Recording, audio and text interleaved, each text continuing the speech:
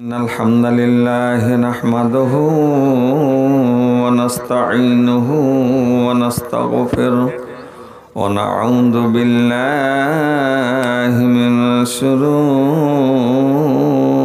أنفسنا ومن سيئات أعمالنا من يهده الله فلا مضل له ومن يضلل فلا هادي له وأشهد أن لا إله إلا الله وحده لا شريك له وأشهد أن محمدا عبده ورسوله الذي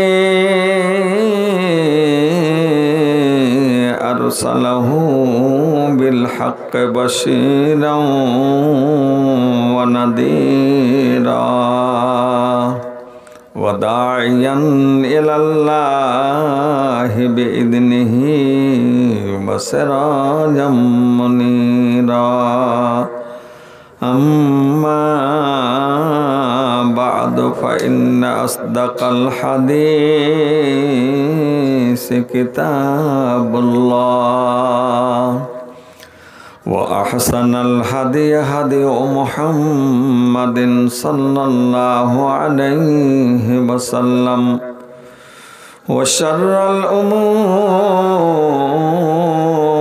محدثاتها وكل محدثة بدعة وكل بدعة ضلالة وكل ضلالة في النار أما بعد فأعوذ بالله من الشيطان الرجيم بسم الله الرحمن الرحيم إن تبدوا الصدقات فنعما هي وإن تخفوها وتؤتوها الفقراء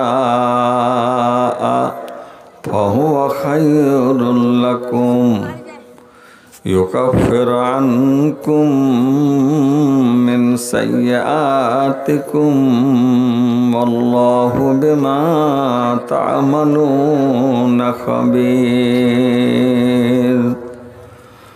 وقال النبي صلى الله عليه وسلم صدقة السر تطفئ غضب الرب أو كما قال عليه الصلاة والسلام وقال الله تبارك وتعالى في موضع آخر إن الله اشترى من المؤمنين أنفسكم وأموالكم بأن لهم الجنة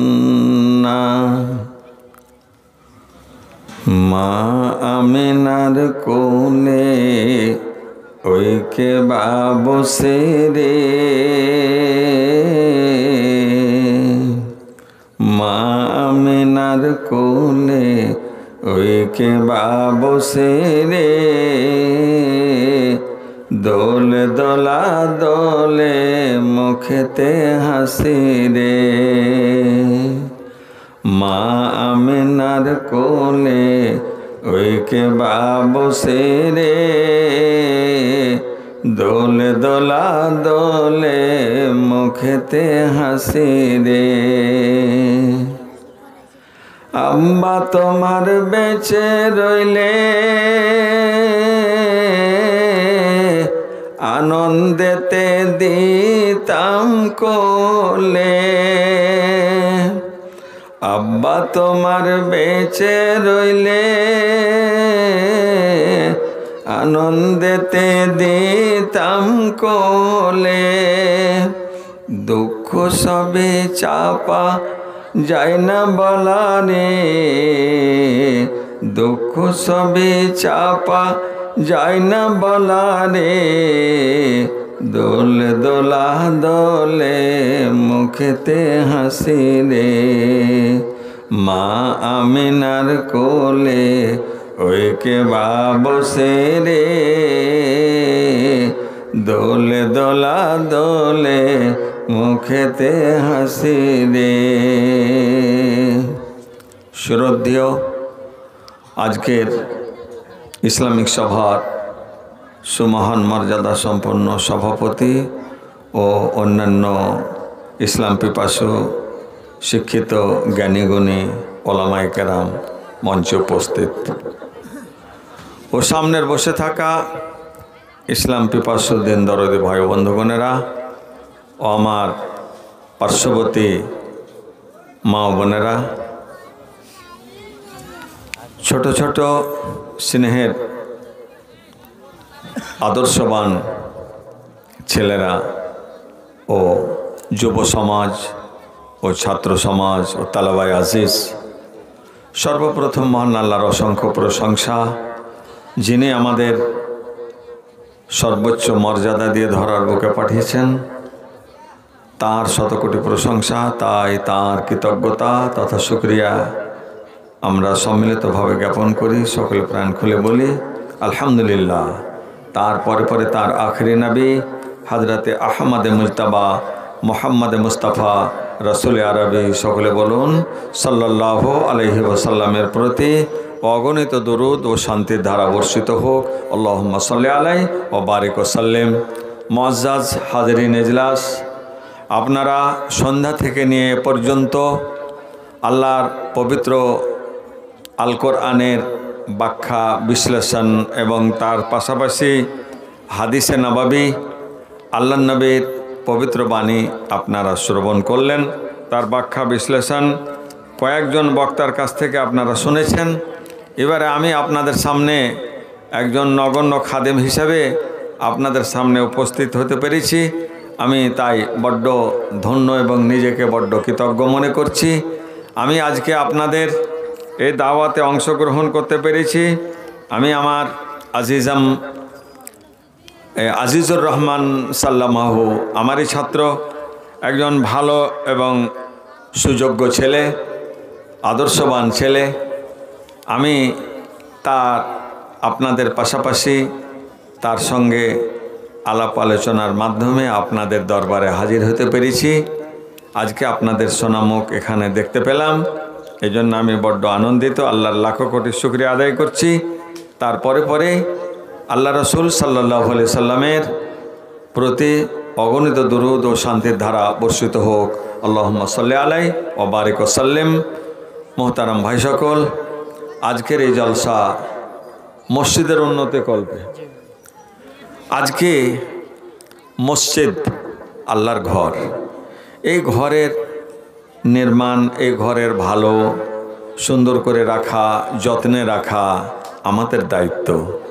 এ মর্মে আমি পবিত্র আল কোরআন, এখানে আমাদেরকে তার পিছনে খরচ করতে হয়, আমাদেরই দায়িত্ব।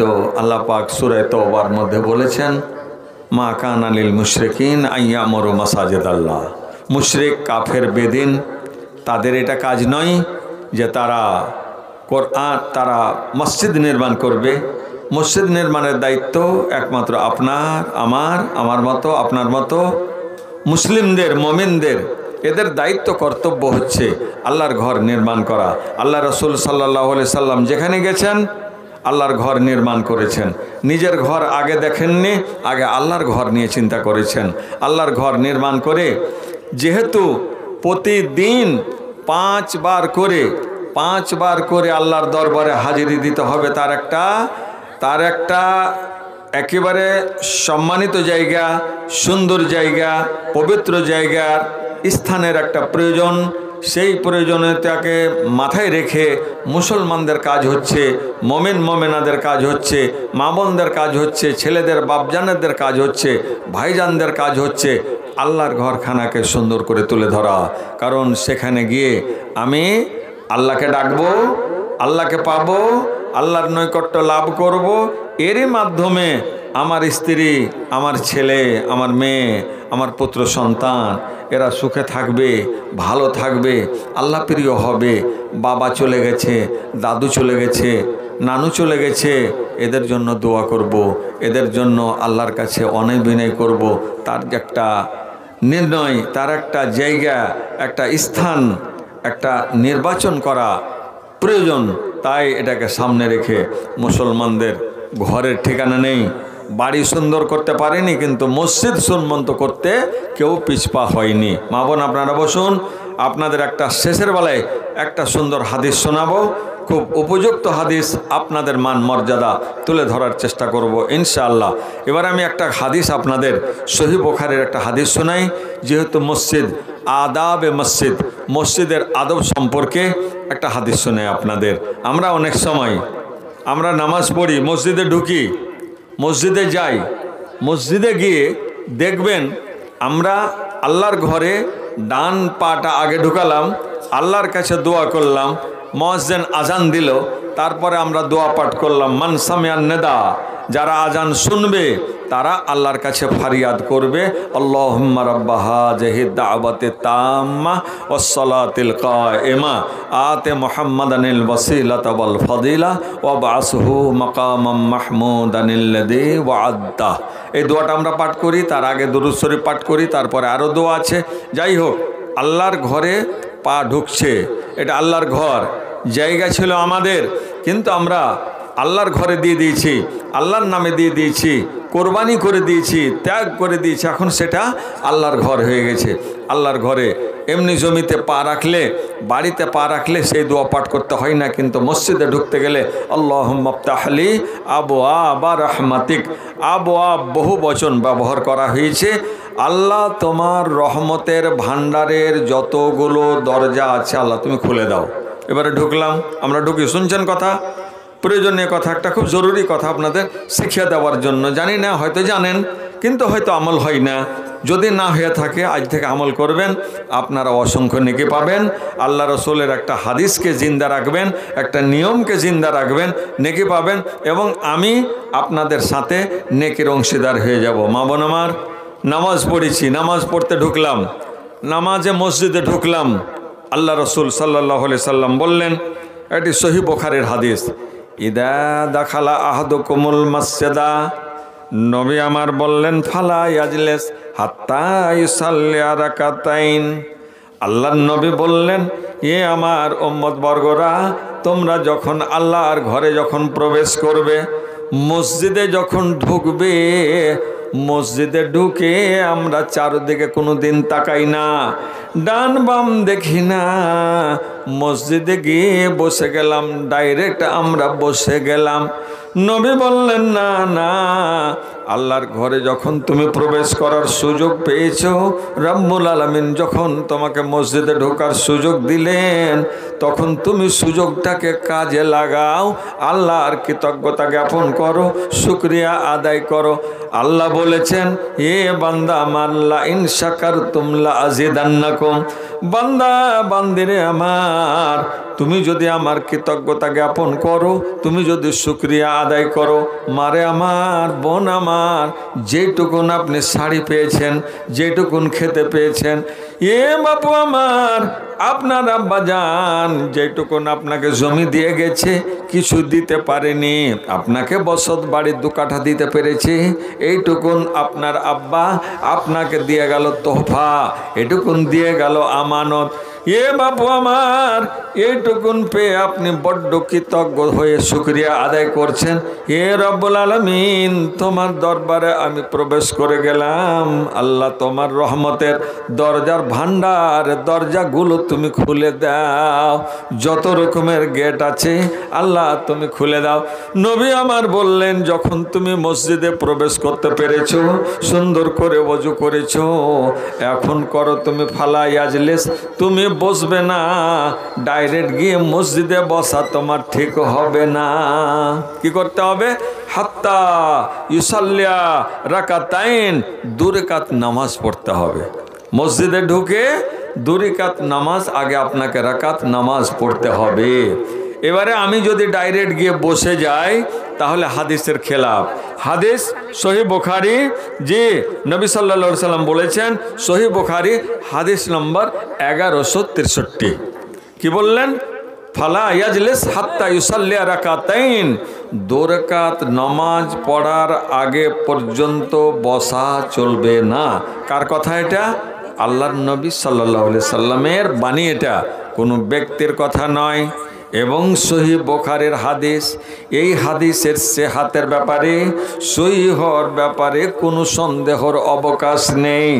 কারণ কাদিত্তাফাকাল ওলামা, দুনিয়ার সমস্ত ওলামা, সমস্ত আলেমগণ, মুহাদ্দিসিনগণ, ইমামগণ সবাই একমত হয়েছেন, আসাহুল কুতুবি বাদা কিতাবিল্লাহ, আল্লাহর কোরআনের পরে জমিনের উপরে আসমানের নিচে যদি কোনো সহি কিতাব থেকে থাকে তাহলে হলো সেটা as-Sahih বুখারী। বুখারীর মর্যাদা পাক পরবর্তীকারে আলাম এমন এক ধন্য ব্যক্তি দিয়ে লিখিয়েছেন, এমন এক সন্তান, এমন এক ধন্য মায়ের সন্তান সেটাকে লিখেছেন। সুবহানাল্লাহ, তিনি জীবনটাকে ক্ষয় করে দিয়েছেন এই বুখারী লিখতে লিখতে। বাপুরে আমার, প্রত্যেকটা হাদিস লেখার আগে তিনি একবার গোসল করেছেন, তিনি 2 রাকাত নামাজ পড়েছেন, তিনি একবার ইস্তেখারা করেছেন। আল্লাহকে বলেছেন, এ পরবর্তীকারে আলাম, আল্লাহ গো, এই ইবনে উমারের হাদিস, আল্লাহ এটা হচ্ছে আপনার হুযায়ফার হাদিস, এটা হচ্ছে আবু হুরায়রার হাদিস, পরবর্তীকার এটা ইবনে আব্বাসের হাদিস, আমি লিখতে চলেছি, নবী বলেছেন, কিন্তু জানি না পরবর্তীকার এই হাদিসটা সহি আছে বা নেই, এই হাদিসটা আমার লেখা চলবে বা চলবে না। হাদিসটাকে আমি কিতাবে লিখতে চলেছি, পরবর্তীকার তোমার কাছে ইস্তেখারা করলাম। ইস্তেখারার মানে তোমার কাছে ভিক্ষা চাইলাম, হে দয়ালু দাতা মেহেরবান, আল্লাহ যদি সেটা সহি হয় আল্লাহ, তাহলে তার লেখার মতো তুমি ক্যাপাসিটি আমাকে দান করে দাও। ইয়া আল্লাহ, তোমার কাছে আল্লাহ আমি আরজি রাখলাম, আল্লাহ তোমার কাছে ভিক্ষা চাই। ইয়া আল্লাহ, আমার নাম মোহাম্মদ বিন ইসমাইল, আমার মা আমার জন্য দোয়া করেছেন, আমি অন্ধ হয়ে গিয়েছিলাম, মায়ের দোয়াটা আমার কাজে লেগেছে। পরবর্তীকার কলম ধরতে চললাম, কিন্তু কলম ধরার আগে আমি তোমার কাছে ফারিয়াদ করি, রব এ মালিক আমার, যদি হাদিসটা সহি না হয়, হাদিস যদি নবীর যদি না হয়, নবী যদি এটা না বলে থাকেন, তাহলে আমি জাহান্নামী হতে চাই না। আল্লাহ আমার মনটাকে তুমি ফিরিয়ে দাও, আল্লাহ আমার যোগ্যতাকে তুমি সহি সালেম রেখে দাও। পরবর্তীকার আমার ওই খণ্ডন করে নাও, আল্লাহ যেন হাদিসটা যেন আমার দ্বারাই লেখা না হয়, মিথ্যা হাদিস যদি হয় তাহলে সেটা যেন আমার কলমে না আসে। জি, তারপর আল্লাহ পাক অনুমতি দিলেন, আল্লাহ পাক তাকে সুব্যবস্থা দিয়ে দিলেন। ইমামে বুখারী এ মোহাম্মদ বিন ইসমাইল, হাদিসটা সহি আছে, এটা নবী বলেছেন, আমার নবীর বাক্য, ওমা ইয়ান্তাকু আনিল হাওয়া ইন হুয়া ইল্লা ওয়াহয়ু ইউহা, নবী আমার একটি কথাও নিজের মন থেকে বলেননি, যাহা কিছু রব্বুল আলামিন আমি বলেছি তাহাই আমার নবী বর্ণনা করেছেন। এটা নবীর হাদিস, এ হাদিসটা সহি আছে, সানাদটা সহি আছে, তারিকাটা সহি আছে। ইবনে ওমর একজন সুযোগ্য সাহাবী, তিনার বর্ণনা একেবারে সঠিকে পরিণত। এই জন্য ইমাম বুখারী এ মোহাম্মদ বিন ইসমাইল হাদিসটাকে তুমি লিখে নাও। জি, তাই সারা বিশ্বের কাছে সহি বুখারী একেবারে মকবুল, মঞ্জুর, কবুল হয়ে গেছে, সবাই মেনে নিয়েছে। এটা আপনাকে একটা হাদিস শোনালাম, একটা হলো, আর একটা হাদিস শোনেন, এটাও সহি বুখারীর হাদিস, হাদিস নম্বর 472, 432, জি 432 নম্বর হাদিস। এটার বর্ণনাকারী হযরতে ইবনে উমর, উমরের সুপুত্র আব্দুল্লাহ বিন উমর।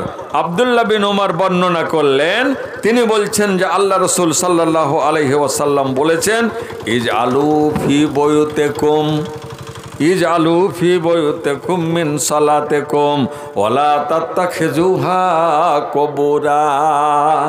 এবারে বাপু আমার, আল্লাহর নবী বলেছেন, পৃথিবীর মানুষ তোমরা শুনে নাও, আমার উম্মত বর্গ তোমরা শুনে নাও।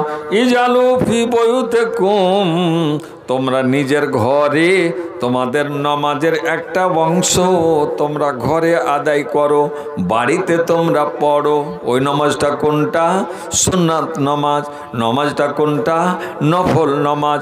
নামাজের একটা অংশ মসজিদে যখন তুমি ফরজ নামাজ আদায় করে নিয়েছো, কিছু সুন্নাত পড়েছো, কিছুটা সুন্নাত, এক দুটা রাকাত তোমার নফল নামাজগুলো তোমার ঘরে তুমি আদায় করো। তোমার ঘরকে তুমি কবর বানিয়ে দিও না।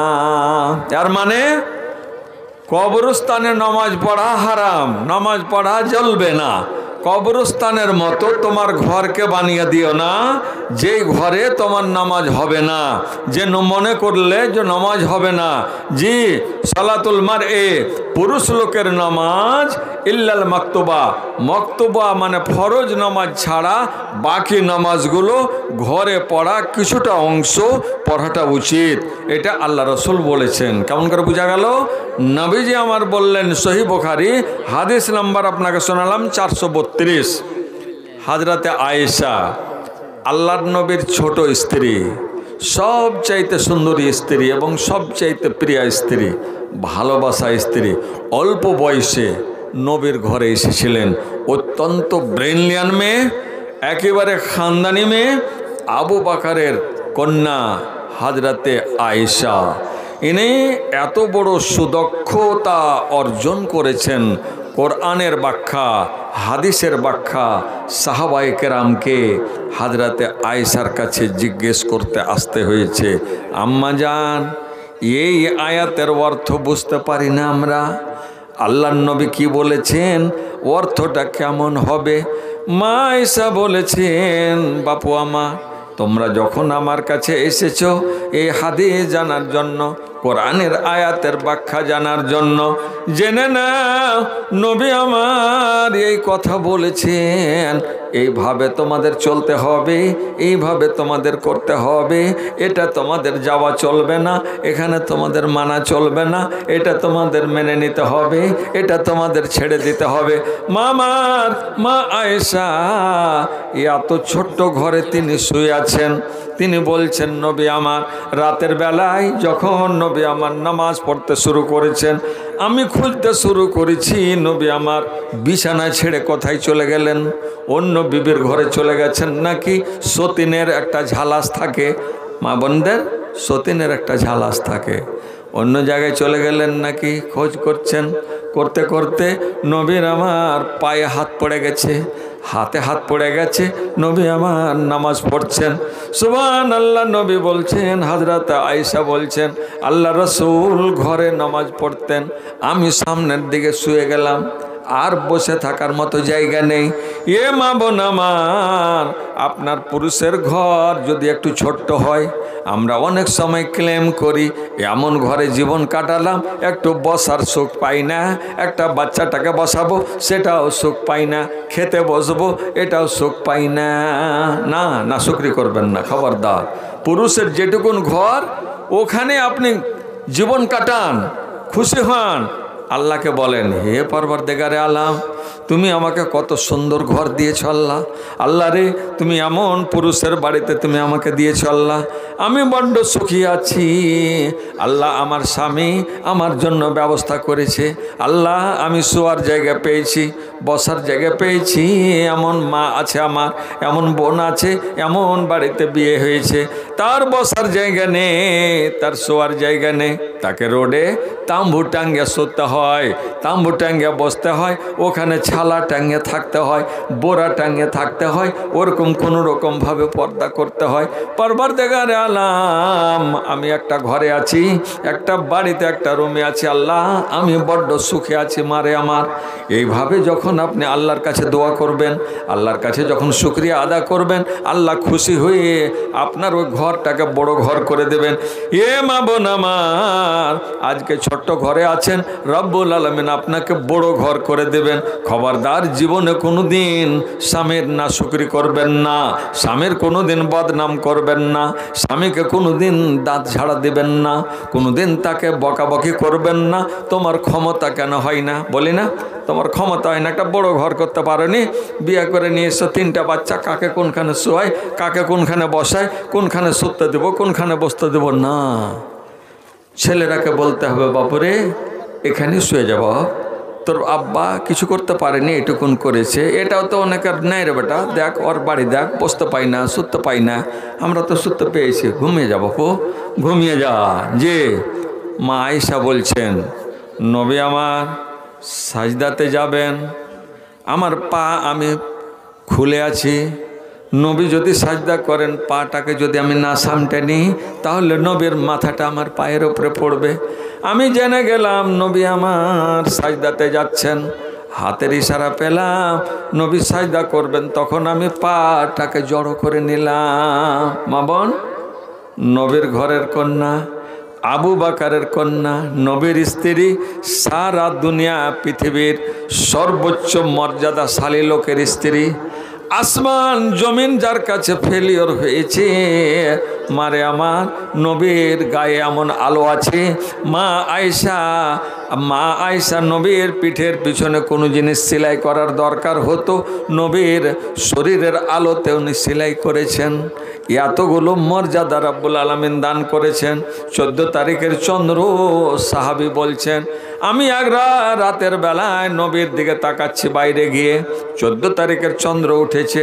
14 তারিখের চন্দ্র মানে রাতের বেলায়, সেই 14 তারিখের চন্দ্রটা সবচেয়ে বেশি আলো দেয়, এত আলো, এত জ্যোতি।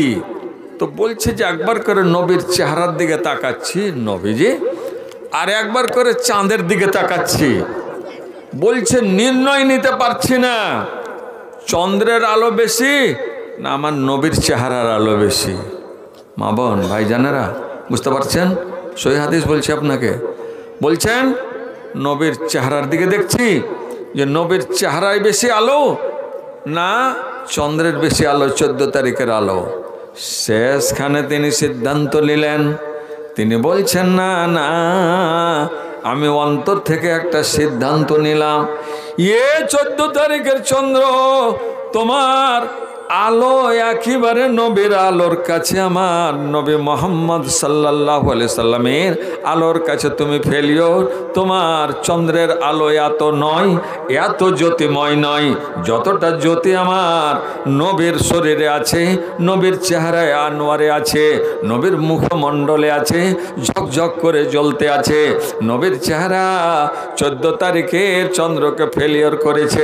তিনার ঘরে জমরি জীবনযাপন করছেন মা আয়েশা, সুবহানাল্লাহ। নবীর ঘরে এত সুখ, এত ভালো, এত নামি, এত নাম করা নবী আমার, সারা পৃথিবীর কাছে আলো, সারা পৃথিবী আসমান চন্দ্র সূর্য সবাই নবীর কাছে ফেলিওর হয়ে গেছে। তিনার স্ত্রী হতে পেয়েছেন মা আয়েশা। আহা, আয়েশা রাদিয়াল্লাহু তাআলা আনহা, তিনি বলছেন পাটাকে আমি জড়ো করে নিতাম, জড়ো করে নিয়ে বলছে যে নবী এবারে সাজদা করবেন।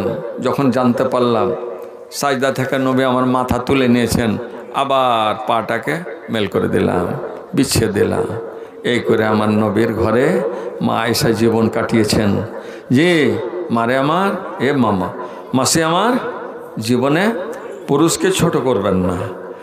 হযরত আয়েশা কোনোদিন শিকায়ত করেননি, এ আল্লাহর নবী এই ঘরে কেমন করে থাকি, নবী গো আমি আবু বাকারের একেবারে সুপুত্র সুকন্যা, আবু বাকারের কলেজার টুকরা আপনার হাতে তুলে দিয়েছেন। 6 বছর বয়সে আমার বিয়ে দিয়ে দিয়েছেন, 9 বছর আমি বিদায় হয়ে এসেছি। নবী আমার আপনার ঘরে এসে আমি বড্ড সুখী হয়ে আছি। আল্লাহর নবী কোনোদিন এটা আমি বলতে পারলাম না, নবী আমার কেন এত দুঃখ আসে, কেন এত বেদনা আসে। নবী গো আপনার ঘরে আর থাকতে পারবো না, এরকম বাক্য আয়েশা মা আয়েশা কোনোদিন মুখ থেকে বের করলেন না। যে তাহলে তিনি কত মর্যাদা পেয়েছেন। পৃথিবীর যত নারী এসেছিল সমস্ত সমস্ত নারীর ঊর্ধ্বে তার মর্যাদা হযরত আয়েশা। হাদিস বর্ণনাকারীর মধ্যে মহিলাদের মধ্যে 1 নম্বর হযরত আয়েশা, আর পুরুষদের মধ্যে 1 নম্বর হযরতে আবু হুরায়রা। আবু হুরায়রা রাদিয়াল্লাহু তাআলা আনহু, তিনি হযরতে আয়েশা সিদ্দিকা রাদিয়াল্লাহু তাআলা আনহা নবীর পাশে জীবনের শেষ নিঃশ্বাস ত্যাগ করে ভেবেছিলেন যে আমি নবীর পাশে, নবীর যেখানে কবর আছে হযরতে আয়েশার ঘরে, আয়েশার ঘরে হযরতে আয়েশাকে আল্লাহ পাক কত মান দিয়েছেন।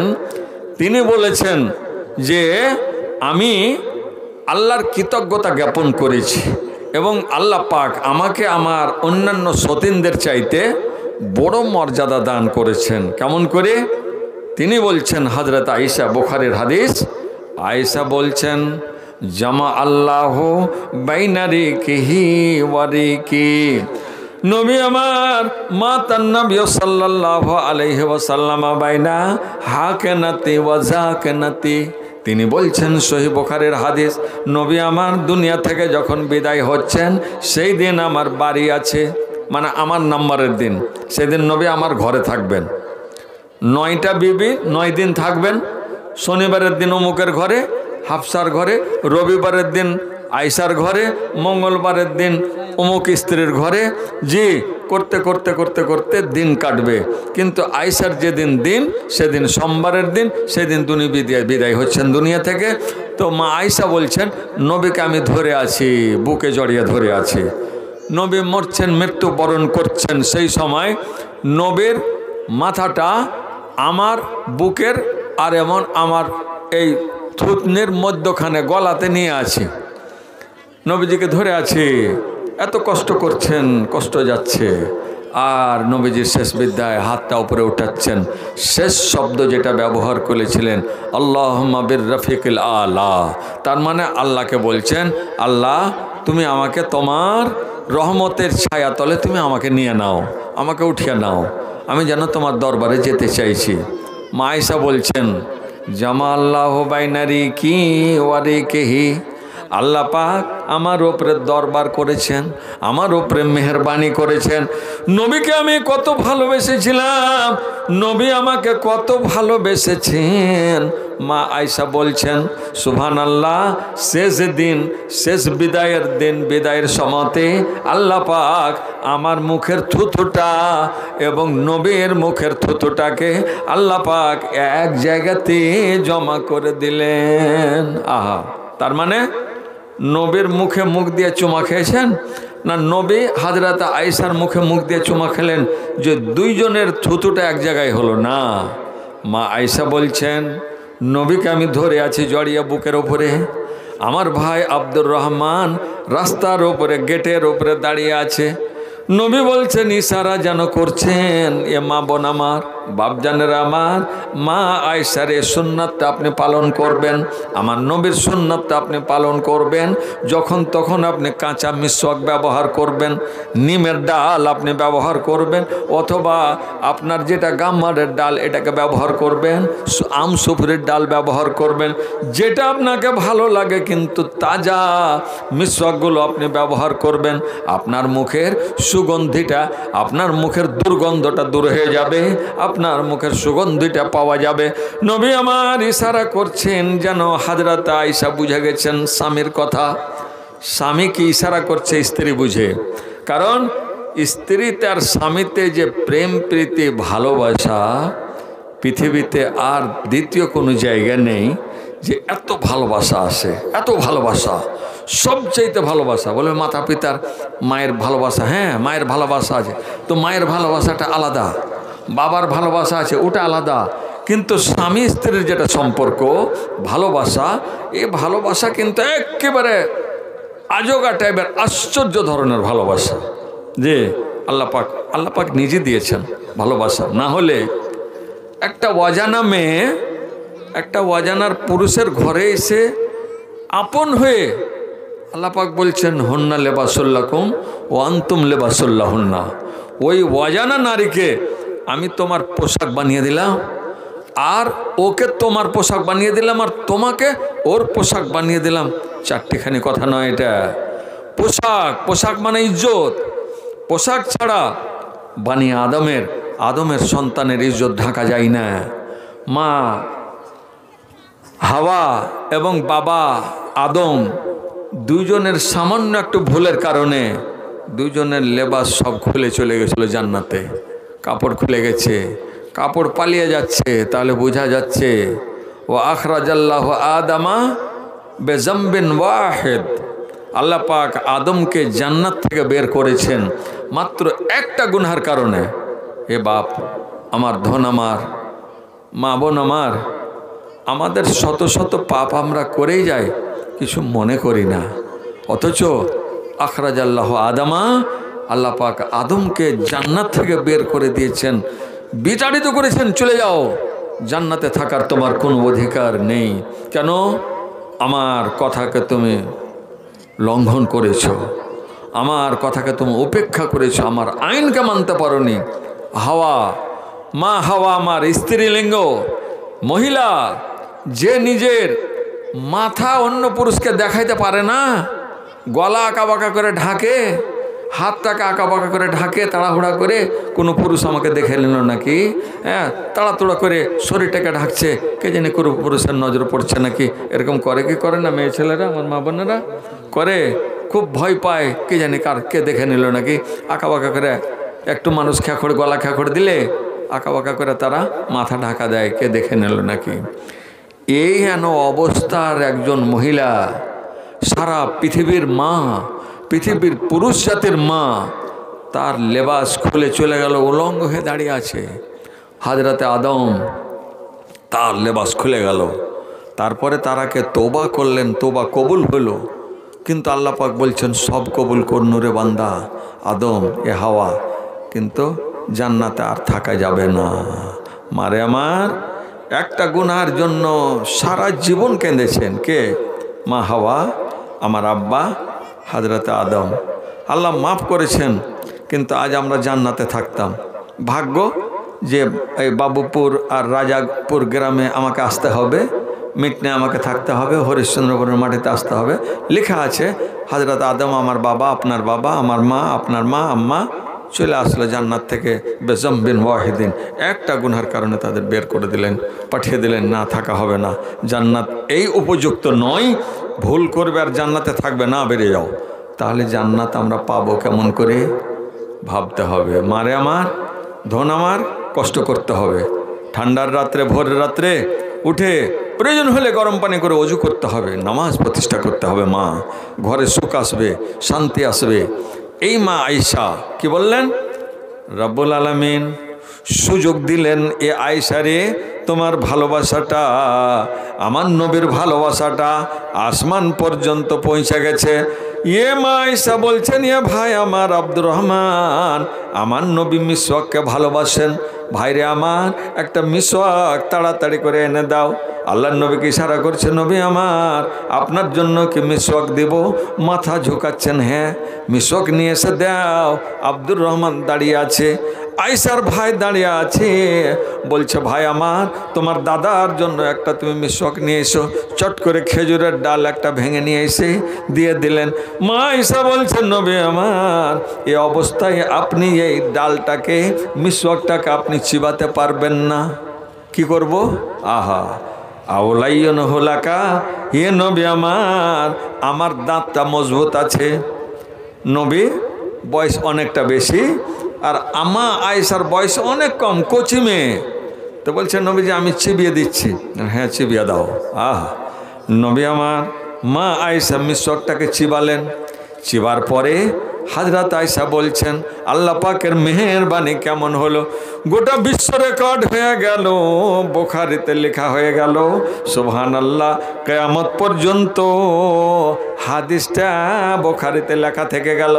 তিনারা যত তালবা আসবে, যত মৌলবি হবে, সবাই হাদিসটা পড়বে, সবাই জানবে মা আয়েশা কেমন ভাবে নবীর, আমার আল্লাহর নবীর এবং মা আয়েশার থুথুটা, স্বামী স্ত্রীর ভালোবাসাটা এক জায়গাতে কেমন করে জমা হলো। তিনি বললেন, আমি মিসওয়াকটাকে চিবালাম, দিলাম আর চিবাতে গিয়ে আমার মুখের থুতুটা নবীর মুখে দিলাম। ডান দিকে একবার দিলাম, বাম দিকে দিলাম, আবার ডান দিকে দিলাম, আবার বাম দিকে দিলাম, আবার ডান দিকে দিলাম, আবার বাম দিকে দিলাম। দুইজনের থুতুটা মিশকের মাধ্যমে আমার এক জায়গায় হয়ে গেল। রব্বুল আলামিন আমার দিনে, আমার বারের দিন, যেদিন আমার নাম্বার ছিল সেই দিন দুনিয়া থেকে যাচ্ছেন, যেই দিন আমার থুতুটা এক জায়গায় হলো সেই দিন নবী আমার কাছ থেকে বিদায় নিচ্ছেন। সুবহানাল্লাহ। আমি মনে করেছিলাম ওই নবীকে যেখানে মৃত্যুবরণ করেছেন সেখানে নবী দফন হবেন, ওই জায়গাটা একটা আবু বকরকে দিয়ে দেওয়া হলো। আবু বকর নবীর পাশে থাকবেন। ইজহুমা ফিল গারে, নবীর সঙ্গী হয়েছিলেন আবু বকর। যেদিন নবী আমার মক্কা ছেড়ে মদিনার দিকে যাচ্ছেন, কেউ নেই সঙ্গে রে বন্ধু আমার। বাবু এই আবু বকর এবং নবী আমার দুইজন মিলে গারে সরে লুকিয়ে আছেন, নিজের আত্মগোপন করে আছেন। সেখানে দুইজন মিলে আল্লাহ আল্লাহ করছেন। আল্লাহ ফরিয়াদ শুনেছে, আল্লাহ কাফেরের হাতে তুমি তুলে দিও না।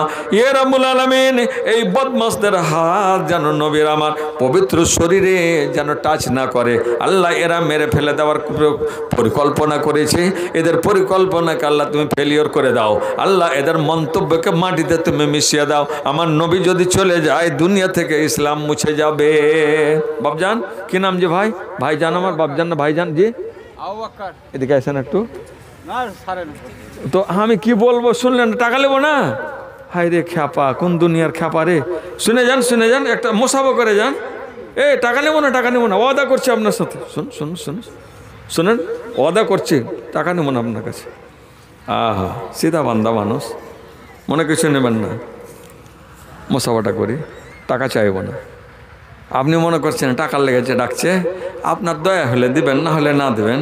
কিন্তু একটা আলেমের সাথে মিলতে পেলেন, আপনার সাথে আমি যে হাতটা মিলাতে পেলাম, তো আমি আমাকে নিজকে বড্ড শুকরিয়া মনে করছি। এখানে বাড়ি তো আপনার? এখানে বাড়ি আপনার? হ্যাঁ, এই গ্রামে আর কি। যাক, আল্লাহ আপনাকে ভালো রাখুক। আপনার নাম আব্দুল জব্বার? জব্বার আপনার নাম কি? আবু বকর। আবু বকরের ঘটনা বলছি। আল্লাহর নবীর প্রথম সাহাবী, নাম করা সাহাবী, কবরে পাশাপাশি শুয়ে আছেন আবু বকর, গারে সরে আছেন আবু বকর। আর সবচাইতে ভালোবাসা স্ত্রী যেটা আল্লাহর নবীর, সেটা হলো আবু বকরের বেটি। তো আপনি 500 টাকা দিলেন। আবু বকর সব থেকে বেশি দান করেছিল। কতটি? অল্প, কিন্তু তার অর্থ ছিল কম, দানটা বড়। মানে যা ছিল তাই লেনে দিয়ে দিয়েছে। এবারে আপনি কত দিবেন না দিবেন আপনার ব্যাপার, আমি ওয়াদা করেছি আপনার কাছে চাবো না। যাক, মোসাফা করলাম। আল্লাহ আপনাকে সুখে রাখুন, আল্লাহ আপনাকে খুশি রাখুন, আল্লাহ আপনার ঘরে বরকত দান করুন। মরবেন যেদিন সেদিন যেন আল্লাহ আপনাকে জান্নাতের টিকিটটা দিয়ে দেয়। সকলে বলুন আল্লাহুম্মা আমিন। আপনার বাবা মা আত্মীয় স্বজন যত কবরে গেছে আল্লাহ তারাকে যেন জান্নাত নসিব করে। 500 টাকার বদলে আল্লাহ আপনাকে সুখে শান্তিতে রাখুন। আল্লাহুম্মা আমিন। এবারে পরে আর কিছু দিবেন না দিবেন আপনার ব্যাপার। জি, ধন্যবাদ আপনাকে। কি বলছিলাম? হযরতে আয়েশা, মানে আমার আয়েশা রাদিয়াল্লাহু তাআলা আনহা সবচাইতে দানশীল মহিলা ছিলেন। নবী আমার স্ত্রীকে রেখেছেন। মা আয়েশা খেতে যাবেন, একজন ফকির চলে এসেছে। মা আয়েশা খেতে পারলেন না, ফকিরের হাতে তুলে দিলেন। মা আয়েশা রাদিয়াল্লাহু তাআলা আনহা 9খানা বিবি আছে নবীর ঘরে, আর একজন মেহমান এসেছে। যা রাজুলুন ইলান নবী সাল্লাল্লাহু আলাইহি ওয়াসাল্লাম, একজন মানুষ এসেছে যে আসাবাহুল জাহাদু, সেই লোকটা বড্ড কষ্টে পড়ে গেছে, নবীর দরবারে এসেছে। নবী তাকে দেখলেন, দেখে বলছেন, এ বাপু আমার, তোমার অবস্থাটা কি? কাকে দিব? এই লোকটা কার কাছে পাঠাবো? কে এমন আছে মদিনার মাটিতে? সুবহানাল্লাহ। ফারসালান নবী সাল্লাল্লাহু আলাইহি ওয়াসাল্লাম ইলা আজওয়াজিহি ফালাম ইয়াজিদ ইনদাহুন্না শাইআ। আল্লাহর নবী বললেন, এ আমার একজন পিয়ন, আমার বিবিদের ঘরে যাও। প্রথম কাজ করছেন নবী। এ মা বোন, চলে যাবেন নাকি? আপনারা দান দেওয়া হয়ে গেছে, চলে যাবেন? একটু বসেন, কিছুক্ষণ বসেন, ছেড়ে দেবো ইনশাআল্লাহ। তো মা আয়েশা রাদিয়াল্লাহু তাআলা আনহা, উনি জি আচ্ছা, নাম ডাকছে ইনশাআল্লাহ। জি, কয়েকজনের নাম বলছি, এই হাদিসটা একটু বলে দিই। তো হযরতে আয়েশা সিদ্দিকা রাদিয়াল্লাহু তাআলা আনহা ঘরে পাঠালেন, হাফসার ঘরে পাঠালেন, সকল বিবির ঘরে। নবী বর্তমান ইনি হচ্ছেন মদিনার প্রেসিডেন্ট, রাষ্ট্রপতির মদিনার রাষ্ট্রপতির ঘরে একজন মেহমানের খাবারের কোনো ব্যবস্থা হলো না।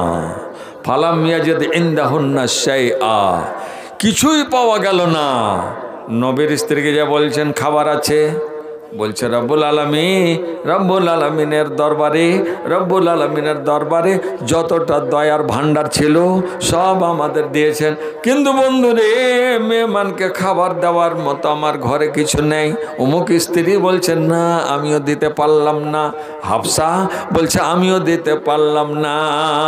আহা, সবাই ফেরত হতে হতে কেউ পেল না, কেউ দিতে পারলো না। নবী এবারে দোয়া দিচ্ছেন হাজার, কে এমন আছে এই মেহমানটার মেহমান নামাজি করবে, ইয়া রহমহুল্লাহ, আল্লাহ তার উপরে দয়া করবেন, আল্লাহ তার উপরে মেহরবানি করবেন। সুবহানাল্লাহ। আল্লাহর নবী দোয়া দিচ্ছেন। ওই যে লোকটাকে আবু বাক্কার ভাইকে ডাকলাম, জি, তো ওকে বললাম যে আপনার সাথে মোসাফা করলাম, আর বললাম কি যে পারলে আপনি দান করবেন, না পারলে না করবেন। তো যাক, বেচারা সরল সহজ মানুষ, আল্লাহ তাকে ভালো রাখুক। তো আল্লাহর নবী বলছেন কেউ এমন আছে গো, আমি আল্লাহর কাছে দোয়া করছি ইয়ারহামহুল্লাহ, যদি এই মেহমানটাকে কিছু যদি দানা তার মুখে দুটো তুলে দিতে পারে তো আমি দোয়া করছি আল্লাহ ওর উপরে রহম করবে। আর যেমনই বলেছে যে আল্লাহ রহম করবে, আল্লাহুস সামাদ ফাকাম আবু তালহা মজলিসে দাঁড়িয়ে গেছে, বলছে আনা ইয়া রাসূলুল্লাহ, ইয়ে নবী আমার জিম্মে দিয়ে দেন, আমার দায়িত্বে দিয়ে দেন, এই মেহমান আমি ঘরে নিয়ে চললাম। কিন্তু আবু তালহা এমন আল্লাহর খেপা বান্দা, সিধা বান্দা, ও দেখেনি যে ওর স্ত্রীর কাছে কিছু আছে কি নেই, কিচ্ছু দেখার নেই।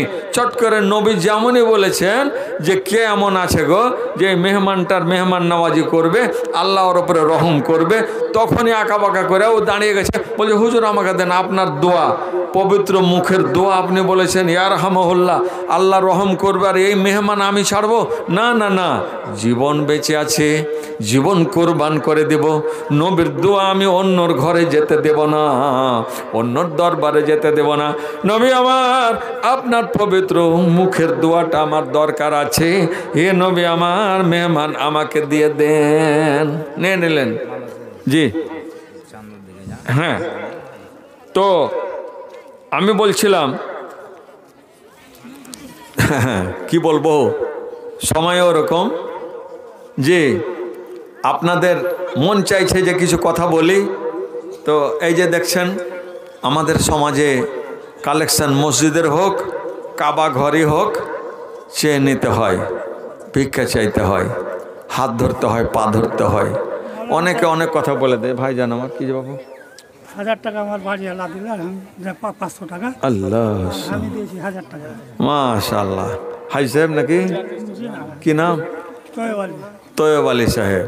তার স্ত্রী 1000 টাকা, 500, আর আপনি আগে দিয়েছেন 1000 টাকা, আর এখন দিলেন 500, আপনি 500, আপনি 1000, আর আপনার স্ত্রী 500, আর আগে দিয়েছেন 1000, ওটি দিয়া। এটা এখন কে দিলে?